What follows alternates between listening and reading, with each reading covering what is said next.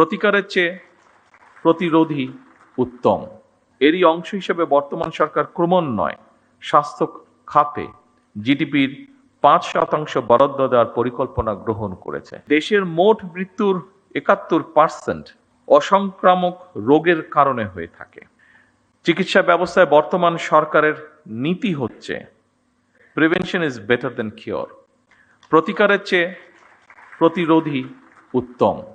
নিশ্চয়ই আপনাদের অভিজ্ঞতার আলোকেও এ কথাটি আপনারা বলবেন।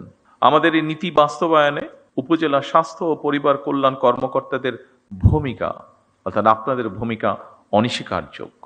দুঃখজনক হলেও সত্য, বর্তমানে বিশেষজ্ঞ চিকিৎসক, বিশেষায়িত হাসপাতাল অথবা উন্নত ল্যাব প্রায় সবকিছুই শহর কেন্দ্রিক, কিংবা আরো সুনির্দিষ্টভাবে যদি আমরা বলতে চাই তাহলে অবশ্যই রাজধানী ঢাকা কেন্দ্রিক।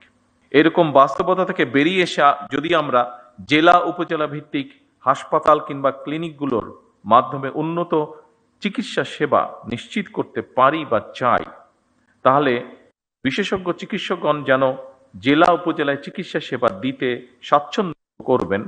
অপরদিকে রোগীদেরকে শারীরিক এবং আর্থিকভাবে আরো কষ্ট করে ঢাকামুখী হতে হবে না।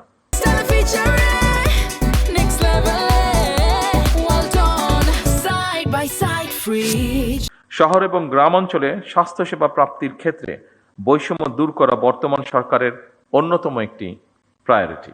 বৈষম্য দূর করে স্বাস্থ্য সেবার বিকেন্দ্রীকরণের লক্ষ্যে আমরা ইতিমধ্যেই পদক্ষেপ গ্রহণ এবং বাস্তবায়নের কাজও ধীরে ধীরে শুরু করেছি। যদিও এটি আমরা সকলেই বুঝি, এই কাজটি 1 মাস কিংবা 1 বছরেই বাস্তবায়ন করা সম্ভব নয়। সম্মানিত সকল উপস্থিতবৃন্দ, বিভিন্ন পরিসংখ্যান এবং স্বাস্থ্য বিশেষজ্ঞগণ বলেন যে দেশের মোট মৃত্যুর ৭১% অসংক্রামক রোগের কারণে হয়ে থাকে। সংক্রামক রোগ প্রতিরোধে উপযুক্ত সচেতনতা সৃষ্টি করার পাশাপাশি অসংক্রামক রোগ প্রতিরোধ এবং নিয়ন্ত্রণে ইতিমধ্যে প্রণীত যৌথ ঘোষণা বাস্তবায়নের কাজ শুরু হয়েছে। সাম্প্রতিক বছরগুলোতে পরিবেশগত বিপর্যয় এবং জলবায়ু পরিবর্তনের অভিঘাতের কারণে সংক্রামক রোগের পাশাপাশি অসংক্রামক রোগ যেমন শ্বাসকষ্ট, স্ট্রোক, হৃদরোগ ইত্যাদি স্বাস্থ্য ব্যবস্থাপনার উপরেও নিত্য নতুন চ্যালেঞ্জ সৃষ্টি করছে। এবং এইসব কারণেই উপজেলা পর্যায়ে গুরুত্ব সহকারে ডায়াবেটিস এবং উচ্চ রক্তচাপের মতন অসংক্রামক রোগের স্ক্রিনিংও নিয়মিত করা প্রয়োজন। জীবনযাপনের ধরন পরিবর্তন করার ব্যাপারেও জনগণের মধ্যে অবশ্যই সচেতনতা তৈরি করাটা অত্যন্ত জরুরি, যা আপনাদের মাধ্যমে করাটা অনেক সহজ। আমার কাছে আরেকটি বিষয় মনে হয়, সেটি হচ্ছে ভেজাল এবং পুষ্টি সচেতনতা খাদ্য নিশ্চিত করা শহর হচ্ছে জেলা পর্যায়ে উপজেলা পর্যায়ে বেশি সহজ, কারণ প্রতিরোধ ব্যবস্থাপনায় জনস্বাস্থ্য সুরক্ষার মৌলিক ভিত্তি। আমাদের সরকার, বর্তমান সরকার বিশ্বাস করে ইউএইচএফ এর পিএর অর্থাৎ উপজেলা স্বাস্থ্য ও পরিবার কল্যাণ কর্মকর্তাগণ বাংলাদেশের স্বাস্থ্য ব্যবস্থার মূল চাবিকাঠি। মানসম্মত চিকিৎসা ব্যবস্থা বা চিকিৎসা সেবা সাধারণ মানুষের দৌড়গড়ে পৌঁছে দেওয়ার কর্মযজ্ঞে উপজেলা স্বাস্থ্য কর্মকর্তা এবং সদস্যগণ প্রথম সারির যোদ্ধা। হেলথ কেয়ার ম্যানেজমেন্ট এবং হেলথ কেয়ার অ্যাডমিনিস্ট্রেটিভ ম্যানেজমেন্টের একটি অপরটির সঙ্গে অঙ্গাঙ্গিভাবে জড়িত। একজন উপজেলা স্বাস্থ্য ও পরিবার পরিকল্পনা কর্মকর্তাকে নিজ নিজ কর্মস্থলে স্বাস্থ্য ব্যবস্থার পাশাপাশি স্বাস্থ্য সেবা ব্যবস্থাপনার কাজটিও সুচারুভাবে সম্পন্ন করতে হয়, কারণ হেলথ কেয়ার ম্যানেজমেন্ট এবং হেলথ কেয়ার অ্যাডমিনিস্ট্রেটিভ ম্যানেজমেন্ট এই দুটি বিষয়ের মধ্যে সমন্বয় এবং সমন্বয় না হলে স্বাস্থ্য সেবায় নিশ্চয়ই আমরা কাঙ্ক্ষিত সুফল পাব না। স্বাস্থ্য খাতে ওষুধ শিল্প, চিকিৎসা সামগ্রী, স্বাস্থ্য সেবা, মডার্ন হেলথ টেকনোলজি এবং মেডিকেল বায়োটেকনোলজির মতন অনেকগুলো দিক রয়েছে। সেজন্যই দেশের স্বাস্থ্য খাত নিয়ে বিএনপি সরকারের বিস্তারিত পরিকল্পনাও রয়েছে। এরই অংশ হিসেবে বর্তমান সরকার ক্রমান্বয়ে স্বাস্থ্য খাতে জিডিপির ৫% বরাদ্দ দেওয়ার পরিকল্পনা গ্রহণ করেছে। উপস্থিতিবৃন্দ, আমি কিন্তু একটি কথা বলেছি, ক্রমান্বয়ে, একবারে এটি সম্ভব না আমাদের পক্ষে, আমরা ক্রমান্বয় করব। প্রসঙ্গক্রমে আমেরিকার একজন বিখ্যাত পুষ্টিবিদ জ্যাক লায়ন, তার একটি কথা এখানে আমি উল্লেখ করতে চাই। তিনি বলেছিলেন আজকের স্বাস্থ্য সেবা ভবিষ্যতের বিনিয়োগ।